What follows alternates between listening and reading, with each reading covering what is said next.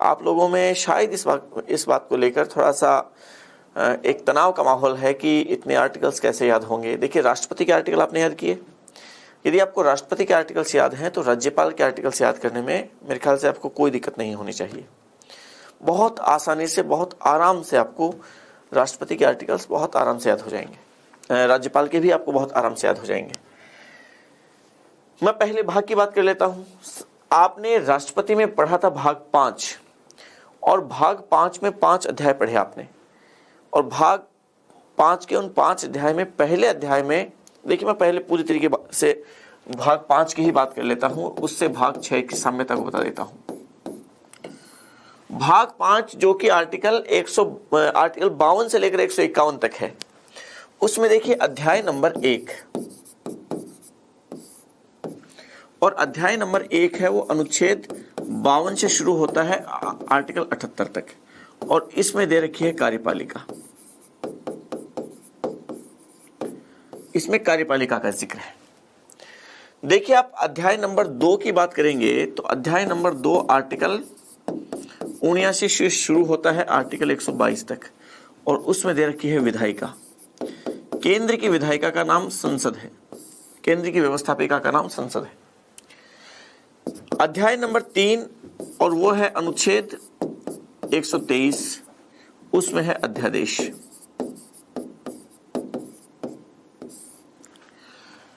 आप देखिए अध्याय नंबर 4 अनुच्छेद 124 से 147, और उसमें है न्यायपालिका।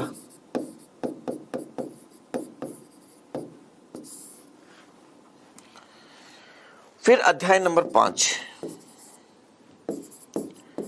अनुच्छेद 148 से अनुच्छेद 151, और इसमें है आपके कंट्रोलर ऑडिटर जनरल। तो इसको तो आप छोड़िए, लास्ट वाले अध्याय को। तो देखिए, आप जानते हैं भाग 5 में आपके केंद्र सरकार है, भाग 6 में आपके राज्य सरकार है। मैं भाग 5 की तुलना भाग 6 से कर लेता हूं एक बार। भाग 6,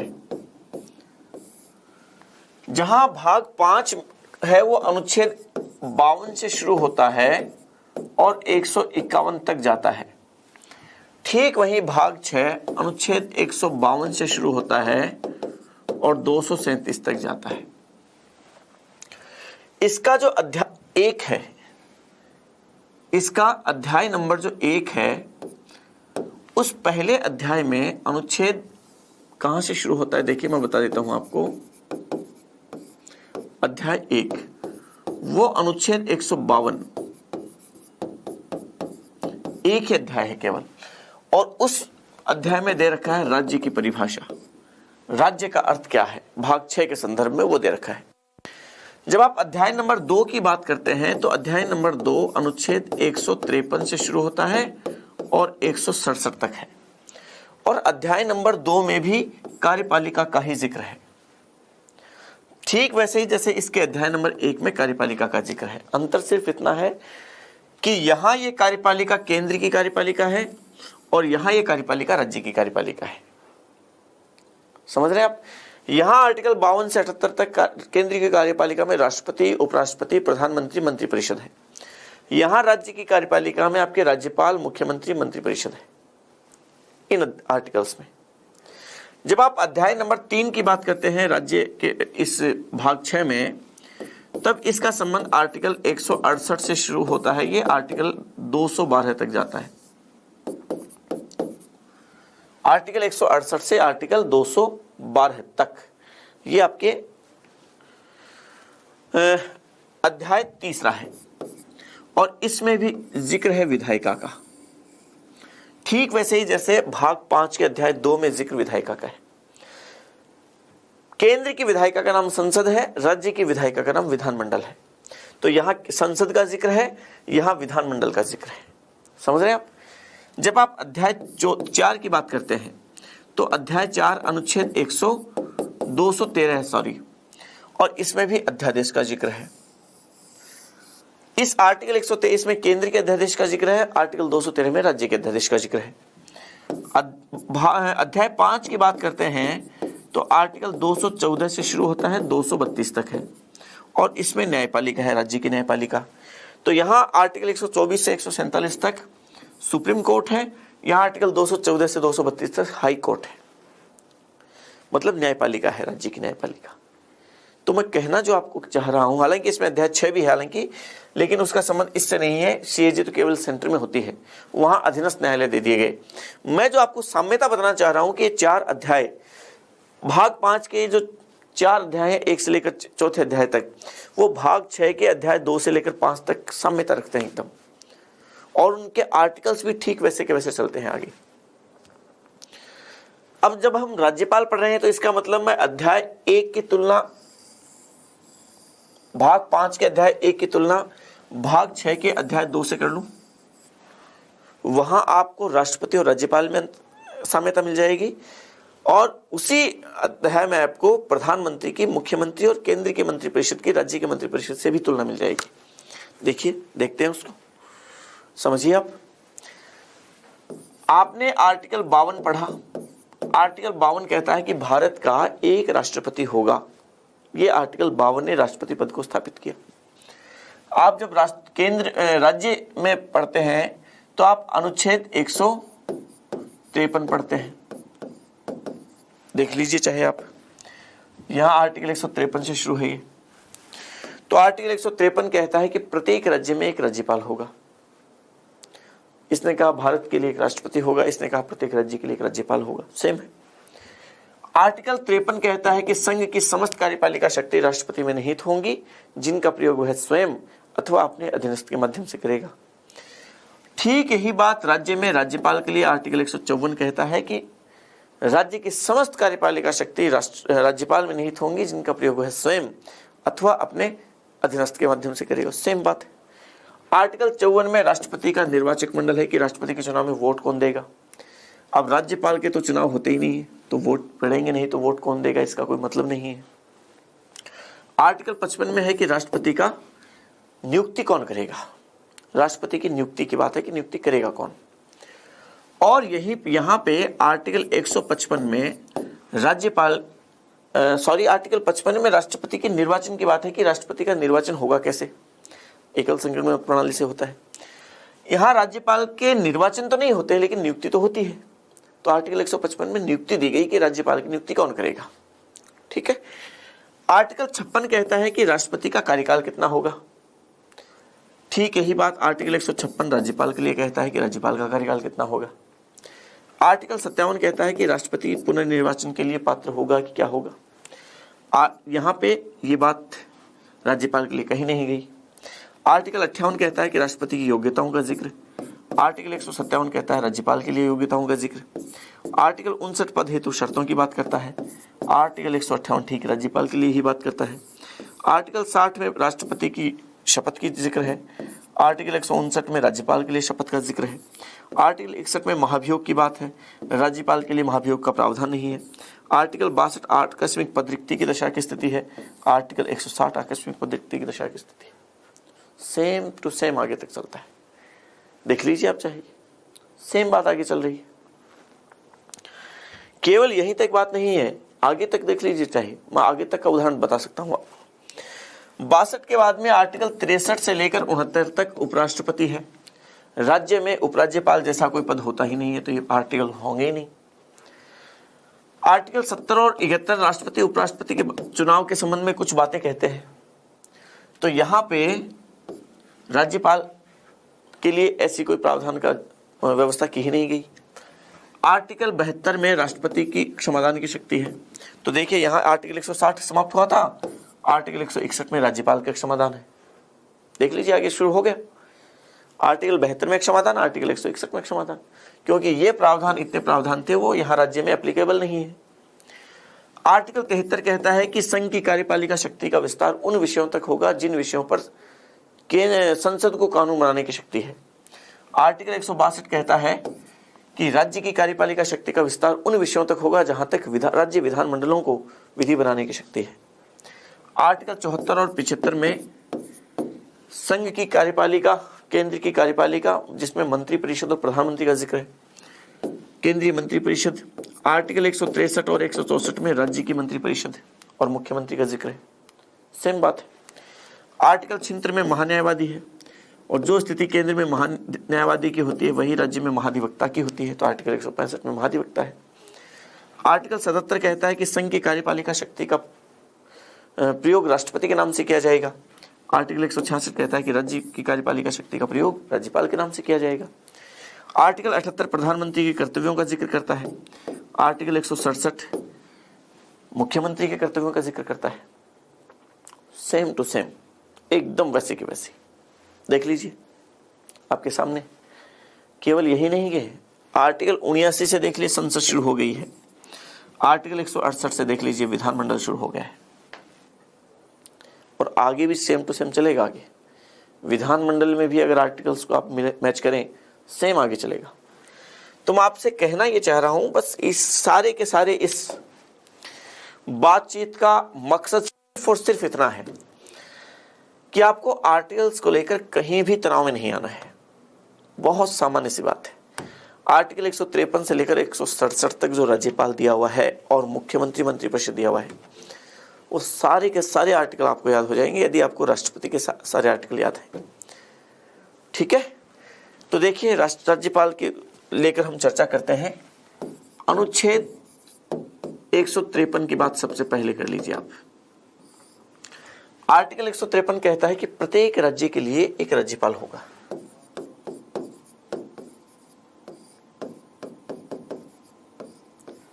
प्रत्येक राज्य के लिए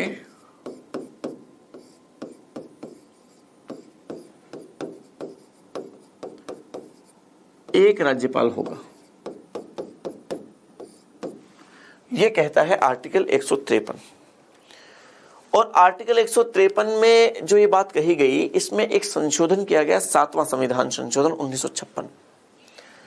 क्योंकि 7वें संविधान संशोधन 1956 के माध्यम से क्या हुआ था आप जानते होंगे।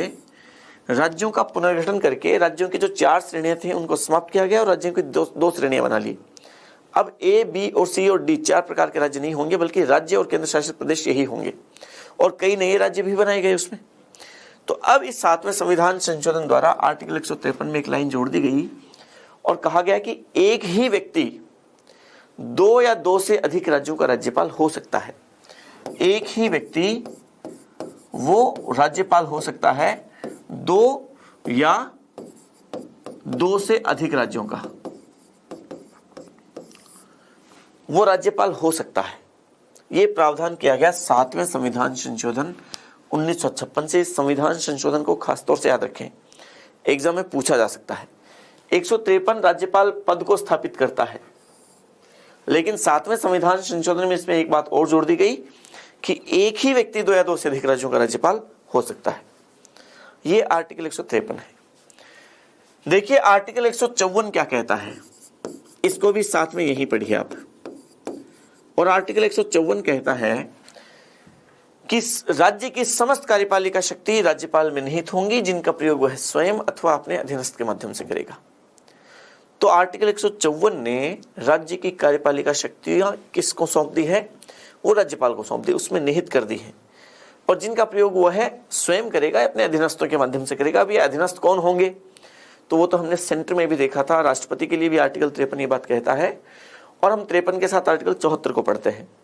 ठीक वैसे ही राज्य में हम आर्टिकल 154 के साथ आर्टिकल 163 को पढ़ेंगे, और आर्टिकल 163 कहता है कि उसकी सहायता के लिए एक मंत्रिपरिषद होती है, जिसका प्रधान मुख्यमंत्री होता है। तो वो जो अधीनस्थ की बात करते हैं हम राज्य में, वो अधीनस्थ ठीक वैसे ही राज्य की मंत्रिपरिषद और मुख्यमंत्री होता है, जैसे केंद्र में राष्ट्रपति की सहायता के लिए एक केंद्रीय मंत्रिपरिषद और मुख्य प्रधानमंत्री होता है। ठीक है, तो राज्य की कार्यपालिका जो शक्तियां हैं, वो कार्यपालिका शक्तियां इस आर्टिकल ने किसको सौंप दी है, वो राज्यपाल में निहित कर दी है, राज्यपाल को सौंप दी है। ये ध्यान रखें आप, राज्य की कार्यपालिका शक्तियां राज्यपाल के पास होगी, ये आर्टिकल 154 कहता है। चलिए आगे बढ़िए, आप अनुच्छेद 155 की तरफ चलें। हम एक एक करके बात कर लेते हैं। आर्टिकल 155 जब आप पढ़ेंगे तब आप पढ़ेंगे कि 155 राज्यपाल की नियुक्ति की बात करता है। देखिए, राज्यपाल का निर्वाचन तो होता नहीं है, राज्यपाल की होती है नियुक्ति। और राज्यपाल की ये नियुक्ति करता कौन है? तो आप जानते हैं भारत में राज्यपाल की नियुक्ति के लिए कनाडा से हमने ये प्रावधान लिया और कहा गया कि राज्यपाल की ये नियुक्ति करेगा कौन? ये नियुक्ति करेगा राष्ट्रपति। और राष्ट्रपति का मतलब सीधे सीधे तौर पर व्यवहारिक स्थिति में हम जाए तो सेंट्रल गवर्नमेंट करती है, प्रधानमंत्री मंत्रिपरिषद की सलाह से करता है राष्ट्रपति काम।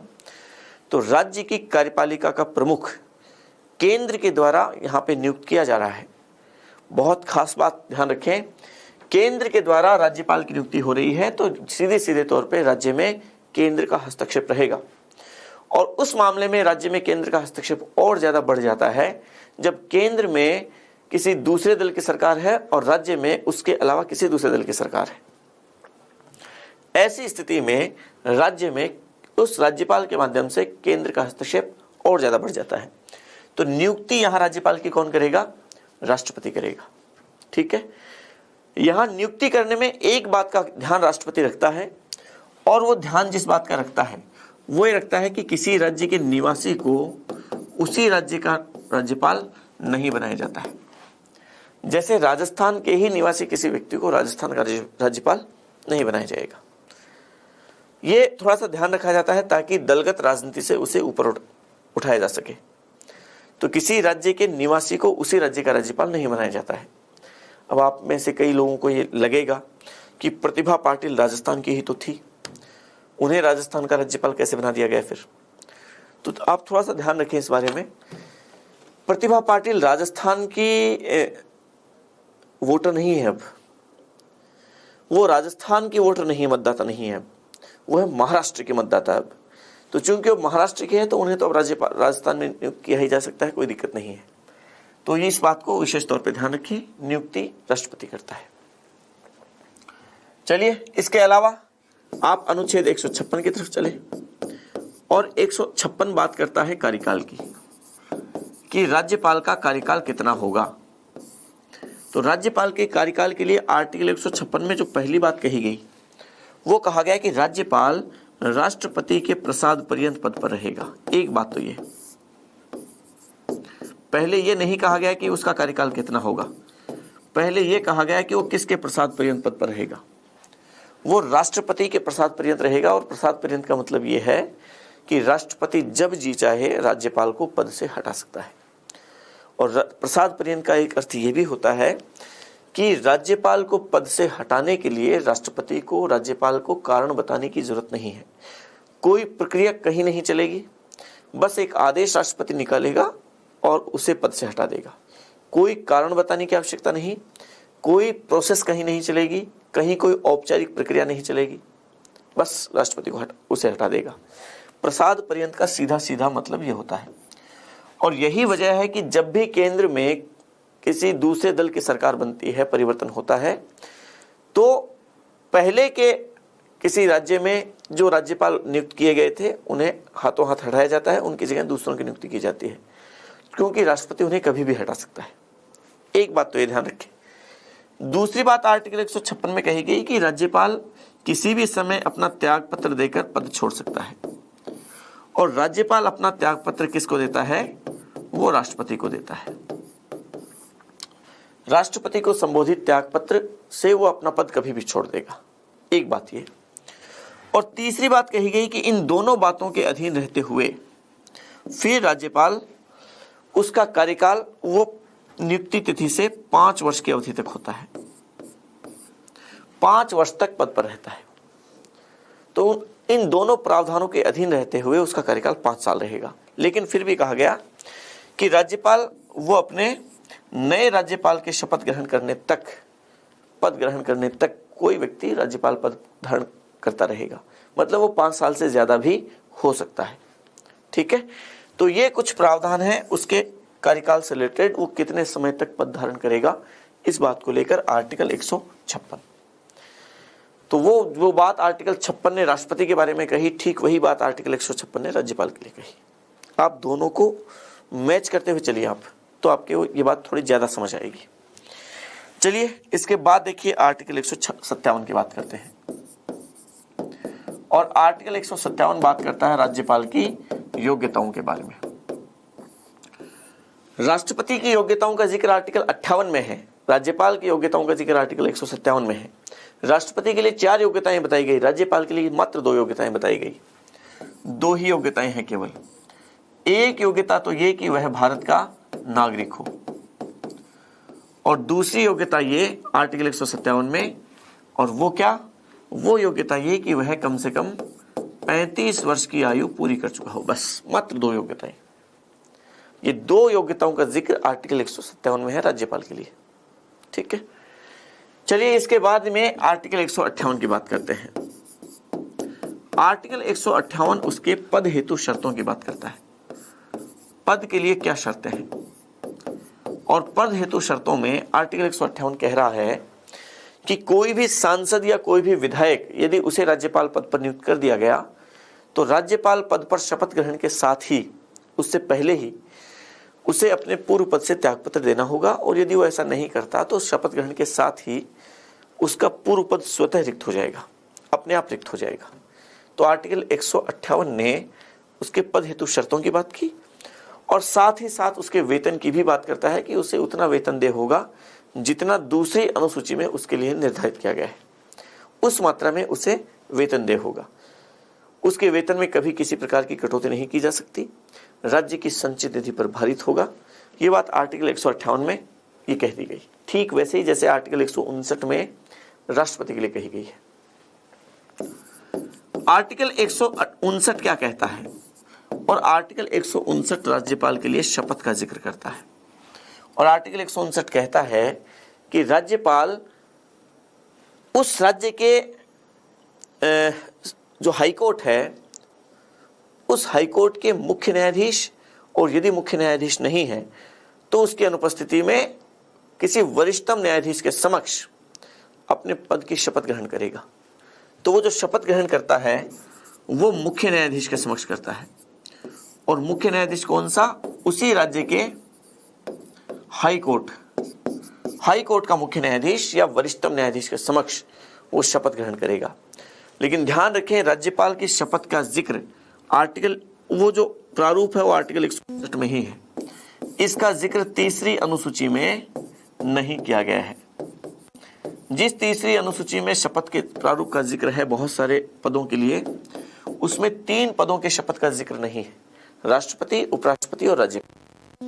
राष्ट्रपति की शपथ आर्टिकल 160 में, उपराष्ट्रपति की शपथ के प्रारूप का जिक्र आर्टिकल 69 में, और राज्यपाल की शपथ के प्रारूप का जिक्र आर्टिकल 159 में है।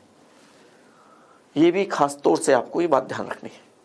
ठीक है, फिर देखिए आर्टिकल 160 वो पद रिक्ति की दशा के बारे में बात करता है, और ये कहता है कि राज्यपाल का पद यदि आकस्मिक रूप से रिक्त हुआ तो फिर उस पद पर राष्ट्रपति द्वारा निर्धारित व्यक्ति तब तक पद ग्रहण करेगा, उस पद के कर्तव्यों का निर्वहन करेगा जब तक कि नया राज्यपाल नियुक्त नहीं कर दिया जाए।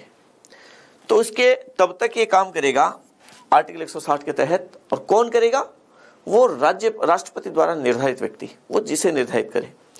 और सामान्यतः किसे निर्धारित करता है राष्ट्रपति, या तो पड़ोसी राज्य के राज्यपाल को निर्धारित वो ये काम दे देता है, या फिर वो उसी राज्य के हाईकोर्ट के चीफ जस्टिस को दे देता है काम, या फिर इसके लिए वो किसी प्रशासक को नियुक्त कर देता है।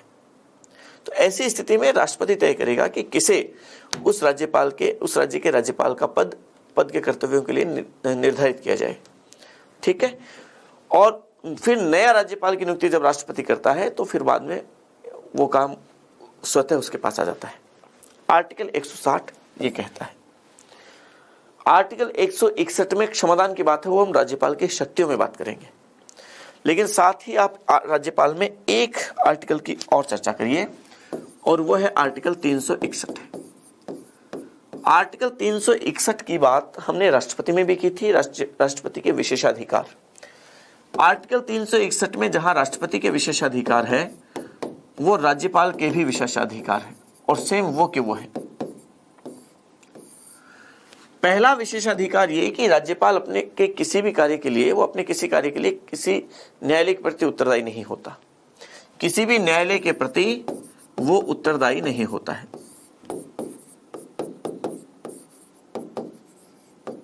उत्तरदायी नहीं। दूसरी बात ये कि उसके विरुद्ध किसी भी न्यायालय द्वारा उसके विरुद्ध गिरफ्तारी का आदेश जारी नहीं किया जा सकता। गिरफ्तारी आदेश जारी नहीं किया जा सकता। तीसरी बात यह कि उसके विरुद्ध किसी भी न्यायालय में फौजदारी मामले लाए ही नहीं जा सकते। और चौथी बात कि उसके विरुद्ध दीवानी मामले लाए तो जा सकते हैं, लेकिन 2 माह की पूर्व सूचना के आधार पर।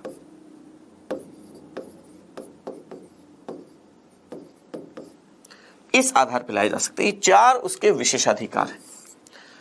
तो राज्यपाल के विशेषाधिकारों के संदर्भ में भी आपको ये बात विशेष तौर पे ध्यान होना चाहिए।